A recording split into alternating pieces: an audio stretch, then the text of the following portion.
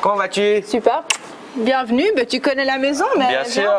Ah, c'est toujours très joli chez toi. Hein. Chaque fois que je viens, c'est magnifique. Je crois qu'encore il y a des nouvelles œuvres d'art là, non? Un petit peu, mais je crois que c'est toujours la surprise quand les gens viennent nous voir parce que ici c'est très Shanghai, c'est très local. On est ici depuis 12 ans, donc en fait c'est un petit village et c'est ça que j'adore. Bonjour, je m'appelle Chloé Reuter, je suis anglaise et luxembourgeoise, mais je suis née en Belgique. J'habite à Shanghai depuis 17 ans et je suis en Asie depuis presque 30 ans. Et je suis la cofondatrice d'une agence de consulting qui s'appelle Gusto Lux. Français, English ou Zhongwen? Français, pour moi, c'est vraiment la langue de mon enfance. Parce que j'ai grandi, comme tu sais, à Bruxelles jusqu'à l'âge de 14 ans. Donc, j'étais dans une école belge. J'ai bien gardé l'accent belge. J'espère que tu as réalisé. Mais finalement, quand j'ai déménagé à Hong Kong à l'âge de 14 ans, je suis passée en système anglais. Je vis en anglais, mais vraiment pour moi, le chinois aussi, c'est très important parce que je travaille en chinois, ma vie est en Chine, je parle, j'écris, je lis le chinois. Donc vraiment, les trois. Café liégeois ou Zhenju Naicha, bubble tea?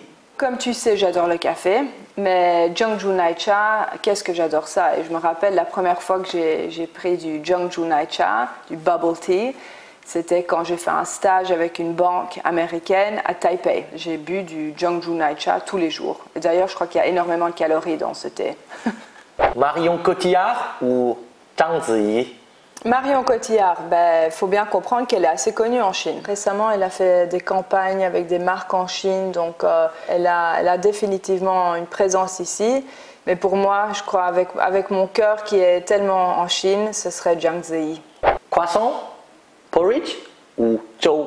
Alors croissant, pain au chocolat, tout ce genre de choses, c'est toujours pour moi ce qu'il faut manger tous les matins. Et on a beaucoup de chance à Shanghai parce que je peux te dire que quand je suis arrivée à 17 ans, très dur de trouver des bons croissants et des pains au chocolat. Alors que maintenant, il y a des petites pâtisseries partout.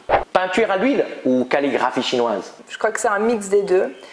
Une de mes œuvres préférées, c'est celle qui est ici, c'est Yang Yongliang. C'est un de mes artistes préférés parce que si tu regardes cette œuvre et tu prends un peu de distance, tu penserais que c'est quelque chose d'assez traditionnel, peut-être de la calligraphie ou un vieux paysage classique chinois. Mais en fait, si tu te rapproches, tu réalises que c'est un film, ça bouge. Et c'est en fait une représentation d'une ville moderne très chinoise. J'adore les œuvres chinoises qui sont très modernes. Influenceur, KOL ou Wang Hong? Alors là, je crois que ça demande un peu d'explication. Parce que pour moi, influenceur, c'est quelqu'un qui a beaucoup d'influence dans son industrie. Par exemple, toi ou un photographe, un architecte, un journaliste, mais quelqu'un qui n'est pas nécessairement très connu sur les réseaux sociaux. KOL, c'est quelque chose de très chinois, c'est Key Opinion Leader et c'est quelqu'un qui a des millions de fans online et avec qui les marques veulent beaucoup faire des collaborations. Donc nous, dans notre business, on travaille beaucoup avec des KOLs. Écoute, on parle un petit peu du boulot maintenant. J'aimerais bien te montrer ce qu'on fait en vrai. Donc, tu me suis au bureau? Ok, super. Allez, on y va. Ok. Bienvenue dans notre bureau. Merci. Je te fais faire le tour. Et ouais, on a emménagé en avril, donc on n'est pas là depuis longtemps. Ici, on a où tout le monde déjeune. Ici, on a toutes les équipes lifestyle. Donc, en fait, on a 2500 mètres carrés. On est 140 à Shanghai. Et on a toutes les équipes sur le même étage. Et ça, c'est vraiment sympa. Donc, Chloé, ton premier voyage en Chine, c'était quand ça? Waouh, ça date de probablement 93 ou 94. Et à ce moment-là, j'habitais à Hong Kong et avec mes parents et ma sœur, on est parti à Kunming. Et ouais, je regarde un très bon souvenir. Et vraiment, le grand coup de cœur pour moi, ça a été en 98, je pense, quand je suis venue à Shanghai la première fois. À ce moment-là, j'étais à l'université à Pékin. Et pour moi, ça allait être ma vie. Et quelle a été ta première impression? Écoute, le coup de foudre total, c'est pour ça que je suis encore ici. Et pour moi, la Chine, c'est ma vie, tu vois. J'ai bâti ma vie autour. J'ai rencontré mon mari ici 4 jours après que je suis arrivée, il y a 17 ans. Et nos enfants sont nés ici. J'ai bâti un business ici. Ma vie est ici. ton expression chinoise favorite? Alors, mon expression chinoise favorite, elle est très simplement une réflexion de ma vie. Et ça, c'est Mei Wen Ti. No problem, pas de problème. Parce que franchement, tout est possible ici. Et ça mène à mon autre expression favorite qui est Yo Ban Fa. Donc, il y a une solution parce que tout est possible. On peut venir ici sans job, bâtir un business et bâtir un futur. Moi, je t'ai connu il y a 11 ans. Et je me souviens, tu avais un bureau. Maintenant, tu diriges Gusto Luxe. Et c'est quoi l'histoire de cette boîte? Quelle a été l'évolution?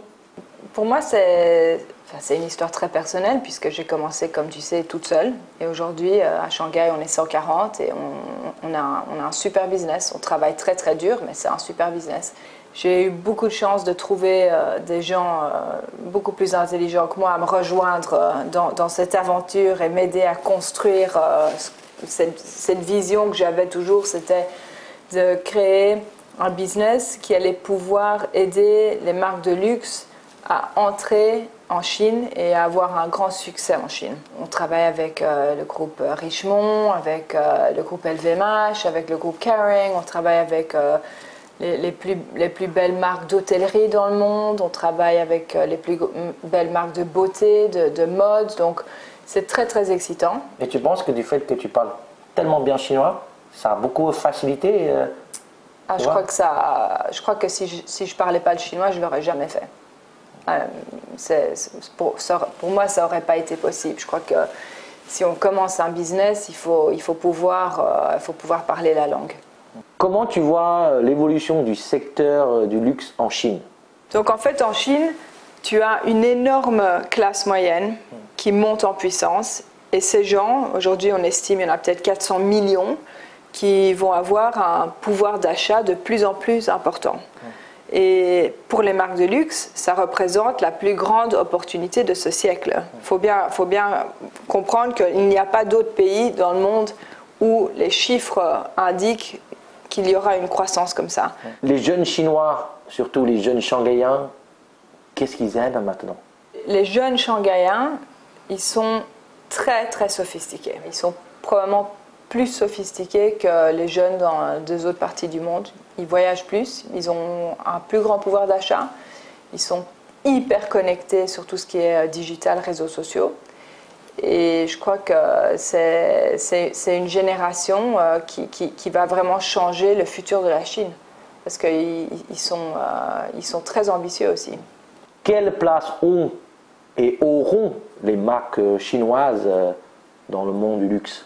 Ça, c'est très intéressant. Je crois que la première chose à dire, c'est qu'ici, les codes du luxe sont différents. Donc, quand tu définis le luxe ou une marque de luxe avec une longue histoire et du craftsmanship et tout ça, évidemment, les nouvelles marques chinoises, elles ne vont pas pouvoir entrer en compétition à ce niveau-là. Mais ça ne veut pas dire qu'elles n'ont pas un énorme pouvoir et un énorme potentiel.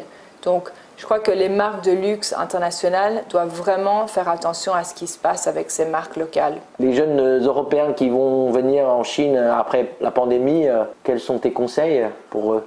Je crois que la Chine, ça offre tellement d'opportunités. Mais je crois que la première chose, c'est qu'il faut apprendre le chinois. Je crois que c'est devenu plus compliqué pour les jeunes Européens de trouver du travail ici. Et je crois qu'il faut vraiment avoir des compétences qui sont assez uniques et pour pouvoir trouver un travail ici. Donc avoir une bonne compréhension du chinois, c'est primordial.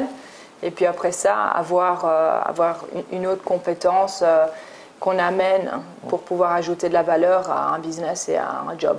Bon bah Chloé, merci beaucoup. Allez, bye Lissong, merci d'être passé, c'était trop sympa de te voir. Merci à toi. Et pour ceux qui veulent connaître ton boulot, comment ils font? Bah, c'est très simple, ils se mettent en ligne et ils regardent gusto-luxe.com. Très bien, ok. À bientôt. Ciao. Ciao.